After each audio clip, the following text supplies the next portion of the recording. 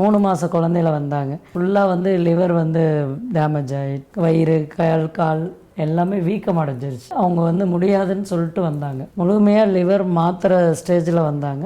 அப்படி வந்து அந்த 3 மாத குழந்தை வந்துட்டு ஒரு 3 மந்த்ஸ் அந்த மாதிரி எல்லாம் நல்லா மெடிசன் எடுத்தாங்க.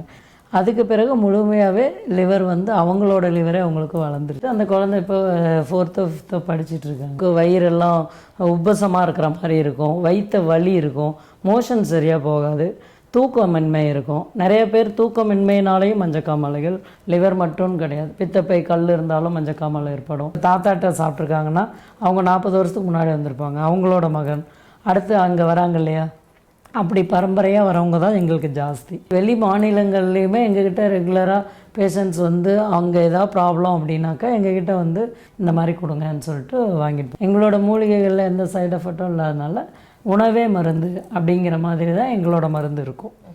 எல்லாமே மூலிகைகளால் தயாரிக்கப்படுறது தான். புதிகம் நேயர்களுக்கு வணக்கம். இன்னைக்கு நம்ம சேலம்ல இருக்கக்கூடிய வினை தீர்த்தான் கவுண்டர் விடிஜி ஹெர்பல்ஸுக்கு தான் வந்திருக்கிறோம்.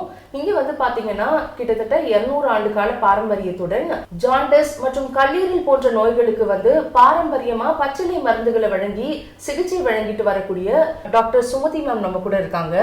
அவங்க கிட்ட இந்த ஹெர்பல் நிறுவனத்துல வந்து என்ன மாதிரியான சிகிச்சைகள் வழங்கப்படுது, என்ன மாதிரியான மருந்துகள் இவங்க கிட்ட இருக்கு அப்படின்னு பல்வேறு விஷயங்களை கேட்டு தெரிஞ்சுக்கலாம். வணக்கம் மேம். வணக்கம்மா. Yes ma'am. முதல்ல வந்து இந்த வினை தீர்த்தான் கவுண்டர் ஹெர்பல்ஸ் நிறுவனம் எப்படி தொடங்கப்பட்டுச்சு அதை பற்றி சொல்லுங்க மேம். சுமார் 200 வருட காலத்துக்கு முன்பு தாத்தாவோட வினை தீர்த்தா கவுண்டர்ன்றது 3வது தலைமுறை தான் அவர். அதுக்கு முன்னாடி அவரோட தாத்தா காலத்திலேருந்து அவங்க செஞ்சிட்டு வந்தது.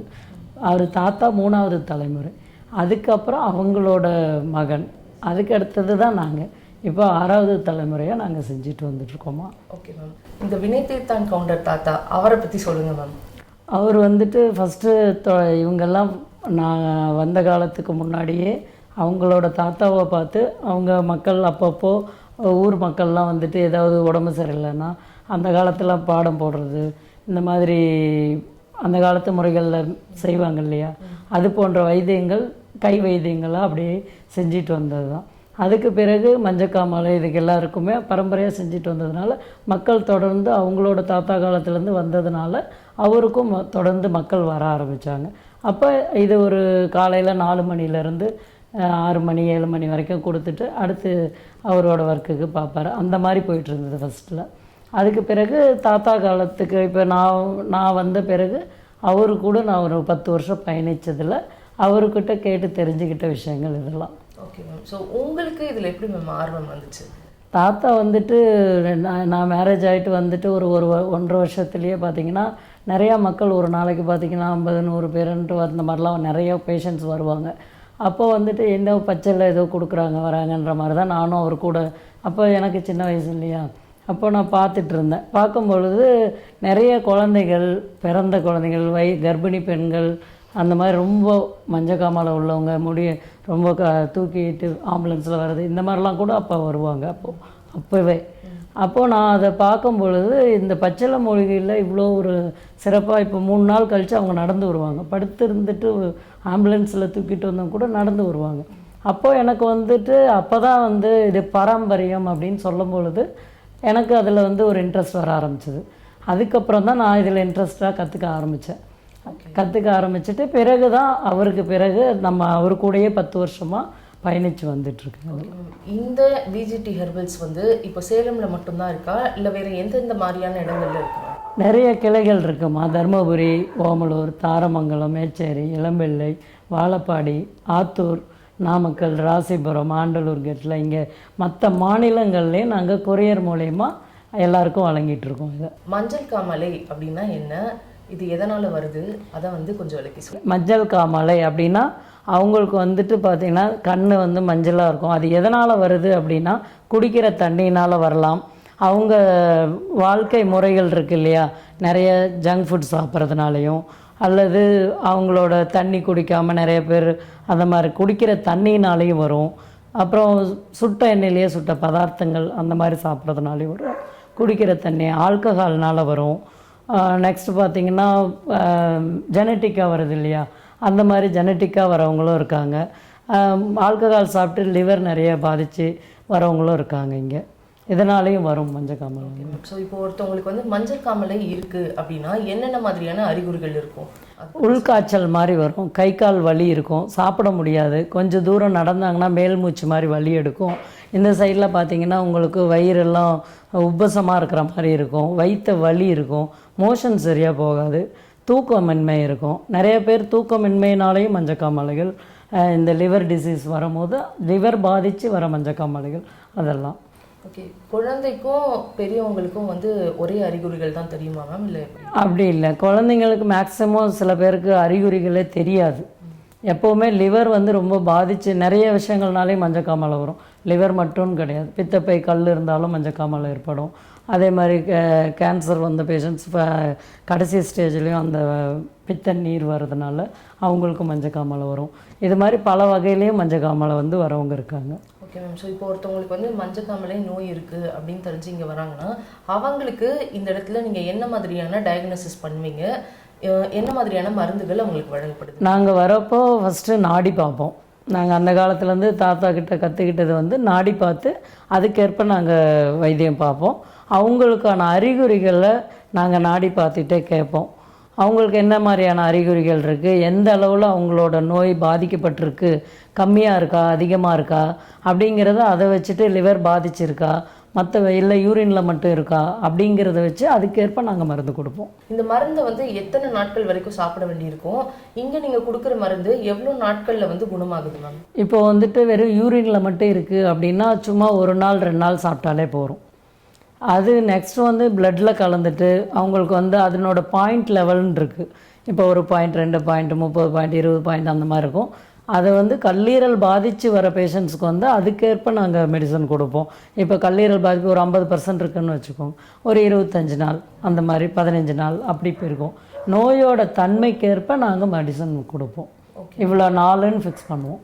இப்போ லிவர் வந்து ரொம்ப பாதித்து வராங்க, சிரோசஸ் ஸ்டேஜ் அந்த மாதிரிலாம் இருக்குன்னா கொஞ்சம் நாட்கள் அதிகமாகும், 48 நாள் அந்த மாதிரி 2 மாதம் அந்த மாதிரி கூட ஆகும் இருக்குது. Okay ma'am. ஸோ இப்போ ஒருத்தவங்களுக்கு இந்த இந்த பிரச்சனைனால வராங்க அப்படின்னா அவங்க எடுத்துக்கக்கூடிய உணவுகள் என்னென்ன, என்ன மாதிரியான உணவுகளை தவிர்க்கணும் மேம்? நாங்கள் ஒரே ஒரு நாள் மட்டும் பத்தியம் வைப்போம். அந்த மண் சட்டியில் செஞ்சு சாப்பிட சொல்லுவோம். பச்சரிசியும் பாசிப்பருப்பு அந்த மாதிரி போட்டு பொங்கல் மாதிரி செஞ்சு கொடுக்க சொல்லுவோம். உப்பு வந்து போடாமல் ஒரு நாள் சாப்பிட சொல்லுவோம். பால் குடிக்க சொல்லுவோம். கஞ்சி மாதிரி சாப்பிட சொல்லுவோம். எளிதாக ஜீரணம் ஆகிற மாதிரி ஃபுட்டாக கொடுக்க சொல்லுவோம். அதில் மிளகு சீரகம் மட்டும் ஆட் பண்ணிக்க சொல்லுவோம். இது மாதிரியான அந்த காலத்து முறைப்படி என்ன பத்தியமோ அந்த ஒரு நாள் மட்டும்தான் பத்தியம். அதுக்கு பிறகு அவங்க வந்து ரொம்ப அனிமிக்காக இருப்பாங்க இல்லையா, வர பேஷண்ட்ஸ் வந்து காமாலைனாவே உங்களுக்கு வந்து பிளட்டு கம்மியாகும், ரொம்ப அனிமிக்காக இருப்பாங்க, சாப்பிட முடியாது, வயிறு பசி எடுக்காது, தூக்கம் வராது, கை கால்லாம் வீக்கம் வர ஆரம்பிச்சிரும், இதெல்லாம் இருக்கும். அப்போ அந்த மாதிரி வர பேஷண்ட்ஸ் எல்லாமே நம்ம வந்து மெடிசன் கொடுக்கும்போது அவங்களுக்கான பத்திய முறைகள் மாறுபடும். எல்லாருக்கும் ஒரே மாதிரி பத்திய முறைகள் கிடையாது. இப்போது நான் ஆரம்ப நிலை வராங்க அப்படின்னா அவங்களுக்கு ஏற்ப பத்திய முறைகள், அதே முத்திட்டு வராங்க அப்படின்னா அவங்களுக்கு ஏற்ப பத்திய முறைகள். அது ரொம்ப முத்திட்டு முடியாமல் ரொம்ப படுத்த படுக்கையாக இருக்காங்க அப்படின்னா ஹாஸ்பிட்டலில் வச்சுட்டு அதுக்கேற்ப அவங்களோட ட்ரீட்மெண்ட்டோடு சேர்ந்து இதை கொடுக்க சொல்லுவோம். கல்லீரல் பாதிப்பு ஏற்படுறதுக்கான முக்கிய காரணங்கள் என்ன? கல்லீரல் பாதிப்பு வந்துட்டு மது அருந்துவதால் வரும். அடுத்தது பார்த்திங்கன்னா நம்ம மருந்து மாத்திரைகள் அதிகமாக சாப்பிட்றதுனால வரும். ப்ரிஸ்கிரிப்ஷன் இல்லாமல் அவங்களா போய் வாங்கி சாப்பிட்ற மருந்து மாத்திரைகள் அந்த மாதிரினால் வரும். மது அருந்துவதால் வருமா. அடுத்து பார்த்திங்கன்னா உணவு பழக்க வழக்கங்கள், அடுத்து வாழ்வியல் முறை, அவங்க வந்துட்டு பார்த்திங்கன்னா குடிக்கிற தண்ணினாலே வரும். மாத்திரை மருந்துகள் அவங்களா போய் மெடிக்கலில் வாங்கி சாப்பிட்றது, டாக்டரோட ப்ரிஸ்கிரிப்ஷன் இல்லாமல் சாப்பிட்றது, இது போன்ற விஷயத்தினாலேயும் வர வாய்ப்பு இருக்குது. ஓகே, இப்போ ஒரு நம்ம கல்லீரலை நல்லா வச்சுக்கணும்னா என்ன மாதிரியான உணவுகளை எடுத்துக்கணும், என்ன உணவுகளை தவிர்க்கணும்? நேரத்துக்கு நல்லா சாப்பிடணும். 3 வேளையும் கரெக்டாக நேரத்துக்கு கரெக்டாக சாப்பிட்டுக்கணும். அடுத்து தண்ணி நிறையா குடிக்கணும். யூரின் வந்ததுன்னா அடக்கி வைக்கக்கூடாது. அடுத்து நல்ல ஒரு நம்ம எப்படி நாம் நாட்டு இதில் சாப்பிடுவோம், எப்படி ஃபுட் ஐட்டத்தில் என்ன மாதிரினா நம்ம அந்த காலத்தில் எடுப்போம் இல்லையா, அந்த மாதிரியான உணவு வகைகளை நம்ம எடுத்துக்கணும். ஜங்க் ஃபுட் ஃபாஸ்ட் ஃபுட் ஐட்டம்லாம் எடுக்கக்கூடாது. இந்த மாதிரி இருந்ததுன்னா அந்த மாதிரி பிரச்சனைகள் வரும். நம்ம கிட்ட வந்து கல்லீரல் பாதிப்புக்கு என்ன மாதிரியான மருந்துகள் இருக்குது, அதை பற்றி சொல்லுங்கள். பச்சிலை மூலிகை நாங்கள் வந்துட்டு கொடுக்குறோம். அது பரம்பரையாகவே நாங்கள் வழங்கிட்டு வர மருந்து. அது பச்சிலை மூலிகைகளை கொண்டு நாங்களே தயாரிக்கிறது. பசும் பாலில் நாங்கள் கலக்கி கொடுப்போம். அதுபோல் வெறும் வயிற்றில் சாப்பிட சொல்லுவோம். அப்புறம் லிவருக்கான கேப்சூல் ஃபார்ம்லேயும் நாங்கள் கொடுத்துட்ருக்கோம். ஓகே, கிட்டத்தட்ட எத்தனை நாட்களுக்கு இந்த மருந்து எடுக்க வேண்டியிருக்கும்? அதுக்கப்புறமா வந்து இந்த மருந்து எடுக்கும்போது என்ன மாதிரியான உணவுகளை தவிர்க்க வேண்டியிருக்கும்? நான்வெஜ்ஜு சாப்பிடக்கூடாதுன்னு சொல்லுவோம். மாமிசம் எடுத்துக்கக்கூடாது, எந்த வகை மாமிசமும் எடுக்கக்கூடாது. முத்தி வரவங்களுக்கு ஒரு 1 மந்த் அப்படி சொல்லுவோம். அதுவே ஆரம்ப நிலையில் வராங்க அப்படின்னா அவங்களுக்கு ஏற்ப நாங்கள் 5 நாள் 10 நாள் அது போல் இருக்கும். பசியின்மை மட்டும் இருக்குது அப்படின்னா அதுக்கேற்ப சும்மா ஒரு 1 வீக் சாப்பிட்டா போதும், 7 நாட்கள் அந்த மாதிரி. கல்லீரல் பாதிக்கப்பட்டு வரவங்க மட்டும்தான் அதிக நாட்கள் எடுக்க வேண்டியிருக்கும். ஃபேட்டி லிவர் அப்படின்னா என்ன? நம்மளோட கல்லீரலில் கொழுப்பு படிதல் அப்படின்னு சொல்லுவோம். இப்போது நம்ம அதிகப்படியான கொழுப்பு படியும் பொழுது நம்மளோட கல்லீரல் வந்து நம்ம சுத்தப்படுத்துகிற திறனை குறைஞ்சிரும். அப்போ என்ன பண்ணோன்னா அந்த கல்லீரல் வந்து சரியான நேரத்தில் வேலை செய்யாது. அப்போது அந்த இடத்துல கொழுப்பு படிமானங்கள் மேலே படிஞ்சிரும். இந்த ஃபேட்டி லிவர் இருக்கக்கூடியவங்க வந்து அது குணமாகணும் அப்படின்னாலும் இந்த ஃபேட்டி லிவர் இருக்கவங்களுக்கு என்ன மாதிரியான உடல் பாதிப்புகள் ஏற்படும்? அவங்களுக்கு வந்து வெயிட் அதிகமாக இருக்கும், வயிறு வீங்கி இருக்கும், நாம் வயிற்றில் புடப்படான்னு ஒரு மாதிரி உப்பசமாக இருக்கிற மாதிரி இருக்கும், பசியின்மை ஏற்படும், கேஸ்ட்ரிக் அதிகமாக வரும், இந்த மாதிரி அறிகுறிகள்லாம் வரும். அப்புறம் மோஷன் நல்லா போகாது, டைட்டாக இருக்கும், அப்புறம் தூக்கமின்மை இருக்காது. ஓகே, இப்போ ஃபேட்டி லிவர் பிரச்சனையோடு இங்கே ஒருத்தவங்க வராங்கன்னா அவங்களுக்கு ஃபேட்டி லிவர் தான் இருக்குது அப்படின்னு நீங்கள் எப்படி தெரிஞ்சுப்பீங்க? அண்ட் அவங்களுக்கு வந்து என்ன மாதிரியான மருந்துகள் கொடுப்பீங்க? இப்போ நாங்கள் எப்படி கண்டுபிடிக்கணும், அவங்களே ஸ்கேன் எடுத்துகிட்டும் வருவாங்க. நாங்கள் வந்து அப்டமன் ஸ்கேன் அந்த மாதிரி எடுக்க சொல்லுவோம். அந்த மாதிரி எடுத்துகிட்டு ஸ்கேன் மூலியமாகவும் பார்த்து செஞ்சு கொடுப்போம். இங்கே பிடிஜி ஹெர்பல்ஸில் என்ன மாதிரியான சிகிச்சைகள் வழங்கப்படுது? இங்கே என்னென்ன மருந்துகள் இருக்குது மேம், அதை பற்றி சொல்லுங்கள். இங்கே வழங்குகிற அனைத்து மருந்துமே நாங்கள் தயாரிக்கிற மருந்துகள் மட்டும்தான் நாங்கள் வழங்கிட்டு வரோம்.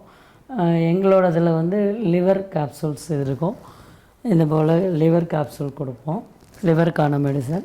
இது வந்து காக் சிரப் எங்களோடது தயாரிப்பு. இன்னொரு சுகருக்கான மாத்திரை.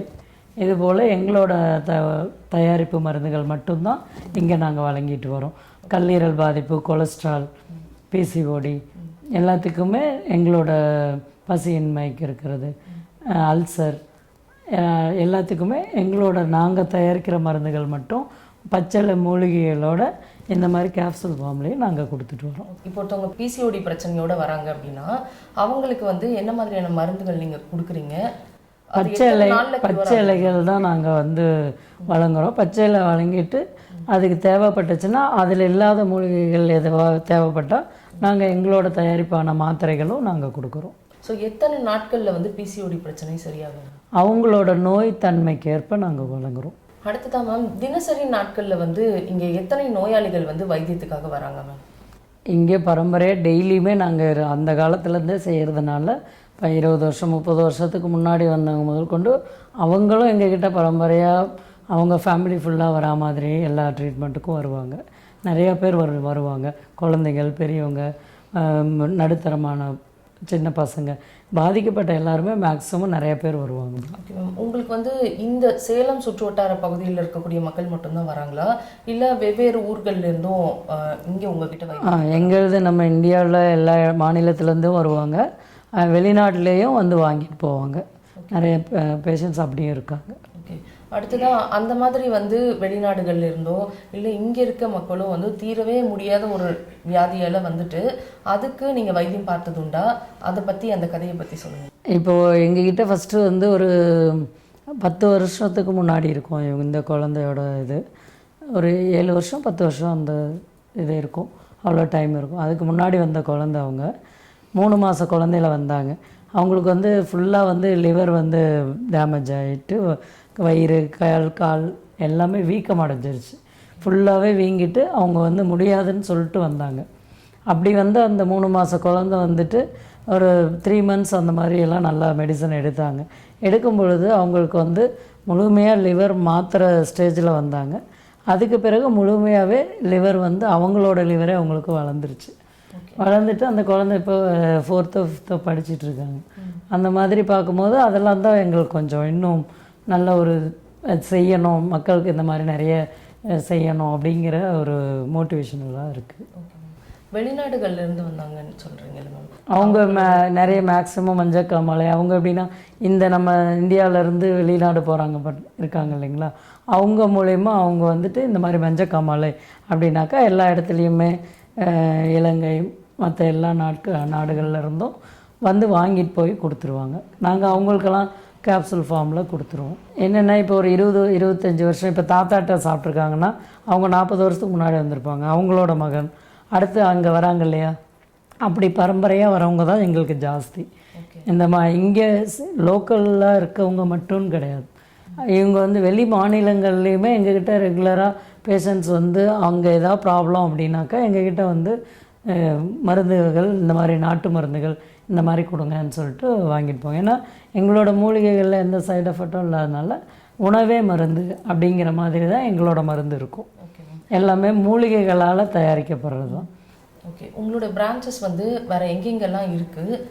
ஆன்லைன்லலாம் இந்த மருந்துகளை செல் பண்ணுறீங்களா இல்லை நேரடியாக இங்கே வந்து மட்டும்தான்? இல்லை, ஆன்லைன்லேயே நாங்கள் இப்போ வழங்கிட்டு இருக்கோம். ஏன்னா இப்போ வெளியூர், வெளிநாடு, வெளி மாநிலங்கள் எல்லா இடத்துலையுமே ஆன்லைன்லேயும் நாங்கள் வழங்கிட்டுருக்கோம் இந்த மெடிசனை. வெளி மாநிலத்திலலாம் கொரியர் மூலியமாக கொடுத்துருவோம். அடுத்து பார்த்திங்கன்னா மேச்சேரி, இளம்பிள்ளை, தாரமங்கலம் இங்கே நம்மளோட வந்து சாப்பிடக்கூடிய மக்கள் இங்கே வரவங்களுக்கெல்லாம் மூலிகைகளாலேயே பச்சையிலேயே நாங்கள் நிறைய கொடுத்துருவோம். வெளியூர், வெளி மாநிலங்கள் போகிறவங்களுக்கு வந்து மாத்திரை பேஸில் கொடுத்துருவோம் நாங்கள். இப்போ எங்களோட கிளைகள் மேச்சேரி, இளம்பிள்ளை, தாரமங்கலம், ஓமலூர் மற்றும் தருமபுரி, அரூர், வாழப்பாடி, ஆத்தூர் இது போன்ற நிறைய இடத்துல எங்களோட கிளைகள் செயல்பட்டு இருக்கு. என்ன நேயர்களே, இவ்வளோ நேரம் வந்து மஞ்சக்காமலை மற்றும் லிவர் டேமேஜ் அப்படின்னு சொல்லி பல்வேறு விஷயங்களுக்கும் இவங்க கிட்ட என்ன மாதிரியான மருந்துகள் இருக்கு, என்ன மாதிரியான வைத்தியங்கள் இவங்க கொடுத்துட்டு இருக்காங்க அப்படிங்கிற பல்வேறு விஷயங்களை கேட்டு தெரிஞ்சுக்கிட்டோம். மீண்டும் இதே மாதிரி மற்றொரு சுவாரஸ்யமான நிகழ்ச்சியில உங்க எல்லாரையும் வந்து சந்திக்கிறேன். Thank you ma'am. நன்றி மேம்.